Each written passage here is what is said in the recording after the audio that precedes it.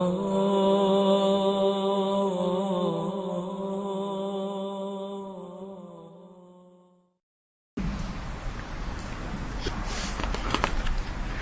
نے اپنی زندگی میں جو بیٹا سیف اللہ ہے اس کو جب بھی کوئی کھلونا دینا ہوتا تھا تو ہمیں 3 کھلونے خریدنے پڑتے تھے. ہم اس کو ایک کھلونا خرید کے دینا چاہتے تھے لیکن وہ اپنا کھلونا خریدنے کے بعد کہتا تھا ابو حبیب اللہ کے لیے بھی خریدنا ہے، اور جب اس کے لیے خریدنے دیتے تو کہتا تھا میں نے صالحہ کے لیے بھی خریدنا ہے. وہ جب بھی کہیں جاتا تھا کبھی بھی ایک چیز نہیں لاتا تھا، 3 چیزیں لاتا تھا. یہ اس وجہ سے کہ اس کے اندر ایک ہمدردی کا مادہ تھا.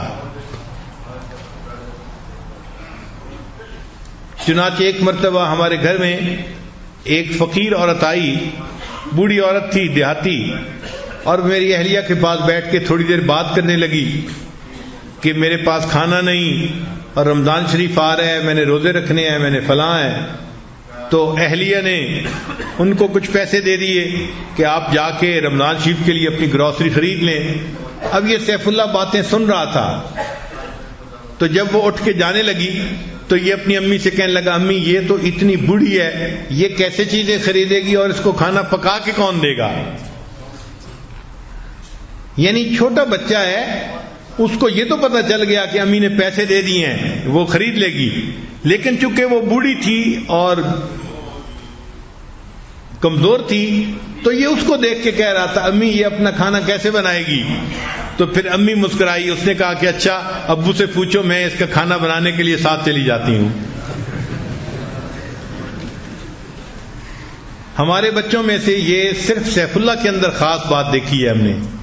باقی بھی بچے ہیں وہ بھی بڑا کیئر کرتے ہیں، لیکن ان کو ایک کھلونا لے کے دیا تو وہ خوش لے کے آ جاتے تھے، لیکن سیف اللہ ہمیشہ 3 چیزیں ہی لاتا تھا. تو یہ صفت ہوتی ہے، اور یہی چیز پھر ہم نے دیکھا کہ سیف اللہ کی یہ صفت اس کی آگے اولاد میں آئی. چنانچہ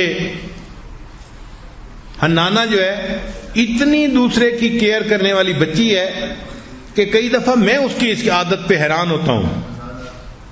بہت زیادہ محبت کرنے والی اور سب کے ساتھ جو ہے وہ تعلق رکھنے والی.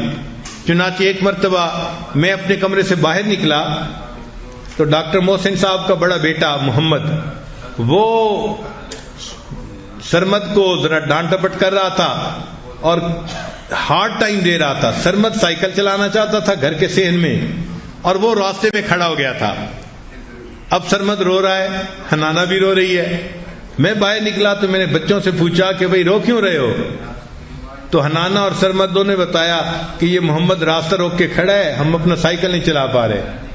تو میں نے محمد کو ڈانٹا، محمد آپ ان کو کیوں نہیں کھولنے دے رہے؟ اپنا گھر ہے، اپنے گھر میں بچے نہیں کھیلیں گے تو کہاں کھیلیں گے؟ خیر جب میں نے تھوڑا ڈانٹا، پیارا بچہ ہے، وہ فوراً ایک طرف ہو کے بیٹھ گیا.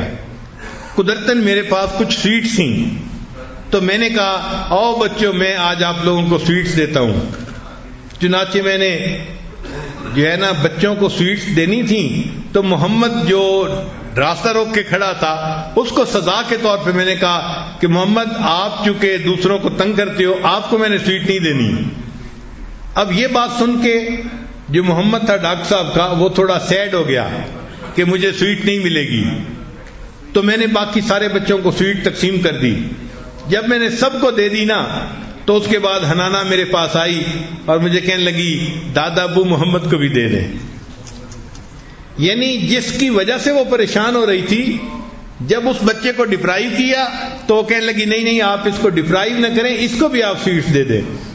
تو اس وقت میرے دل میں بات آئی کہ واقعی بچوں کے اندر یہ جو دوسرے کی کیئر ہے یہ ایک صفت ہوتی ہے جو بچپن میں پیدا ہوتی ہے، اور یہ بچے پھر بڑی عمر کے ہو کے دوسرے احسانوں کا احساس کرتے ہیں، ان کے غم کو اپنا غم سمجھتے ہیں اور ان کی خوشی کو اپنی خوشی سمجھتے ہیں. اللہ تعالیٰ ایسا حساس دل ہر ایک کو عطا فرمائے، ورنہ بہت سارے لوگ تو اتنے بے حس ہوتے ہیں احساس ہی نہیں ہوتا. ہم نے نوجوانوں کو دیکھا ہے بیوی رو رہی ہوتی ہے اور ان کو کوئی احساس نہیں ہوتا کہ ہم اس کو رلا رہے ہیں. ماں رو رہی ہوتی ہے، بچوں کو احساس نہیں ہوتا.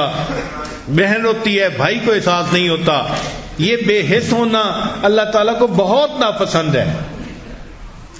تو یہ چیزیں بچے کے گروتھ کے دوران اس کے اندر پیدا کرنی چاہیے تاکہ بچہ ایک اچھے اخلاق والا بچہ بن کر جو ہے آگے آئے. اللہ